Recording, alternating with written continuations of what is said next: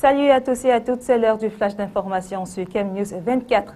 Sénat, la Chambre haute du Parlement a ses secrétaires généraux, Michel Meboudou et Bernard Ouangolo, nommés par un arrêté du président du Sénat, ont été installés dans leurs fonctions respectivement comme secrétaire général et secrétaire général adjoint ce 19 juin 2013 par Marcel Niat Djifendi, président du Sénat. Les deux personnalités ont en commun la particularité d'être des administrateurs civils principaux à la retraite. Retenons que l'ex-ministre des Finances devra coordonner l'activité administrative de la Chambre haute du Parlement, dont la première session est attendue pour ce 20 juin 2013 à l'hémicycle de Ngwaekele, où les députés y sont déjà pour cette autre session. Au ministère des Finances, les nouveaux responsables récemment nommés par un décret du président de la République ont été installés ce jour à Yaoundé par le ministre des Finances, Alamine Ousmane. Il s'agit de deux inspecteurs généraux de service, celui des régies financières en la personne de Djibrila Nana et l'inspecteur général des services administratifs et financiers, Ndjele Albert. Le ministre des Finances a également installé dans leurs fonctions les nommés Mopa Modeste, Sama Antoine Félix et Madame Libon Lilikeng, respectivement directeur général des impôts, directeur général du Trésor et directeur général des douanes. À présent, affaire Eya Mohamed au tribunal criminel spécial, le directeur général de la Sodécoton, la société de développement du coton ci-devant président sortant de la Fédération camerounaise de football, interpellé le 10 juin dernier, a été présenté ce jour au cabinet du juge d'instruction du tribunal criminel spécial.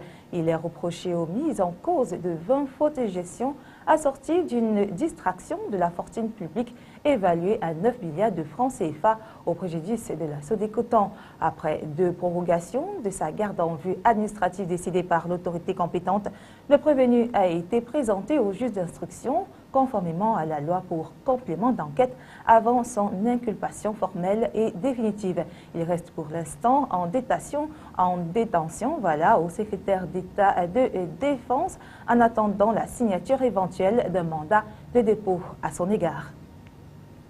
Élections municipales et législatives, les réserves de l'UPC, l'une des factions du Parti nationaliste, a révélé qu'elle n'entend pas participer aux échéances électorales importantes pour les communautés locales.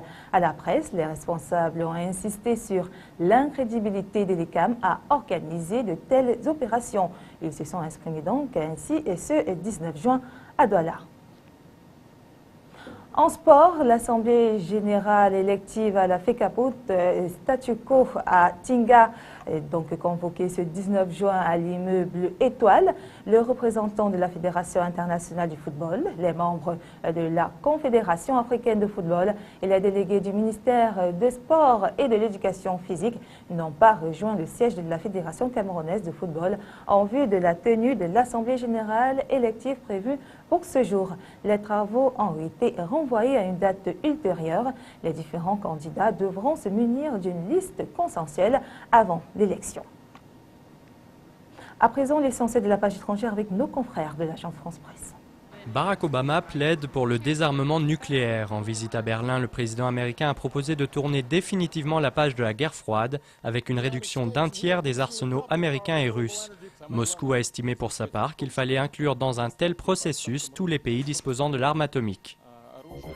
Ça faisait plus de 6 mois qu'ils n'avaient pas manifesté ensemble. La CGT et la CFDT ont participé à un même rassemblement contre l'austérité. Ils répondent à l'appel de la Confédération européenne des syndicats pour un changement de cap en Europe. En marge de la mobilisation, les leaders syndicaux ont été reçus à l'Élysée par François Hollande à la veille de l'ouverture de la 2e conférence sociale du quinquennat, jeudi. Bernard Squarcini, renvoyé en correctionnel dans l'affaire des Fadettes, l'ancien patron du renseignement intérieur, est accusé d'avoir tenté en 2010 d'identifier les sources du journal Le Monde en collectant les factures téléphoniques d'un journaliste et d'un conseiller ministériel.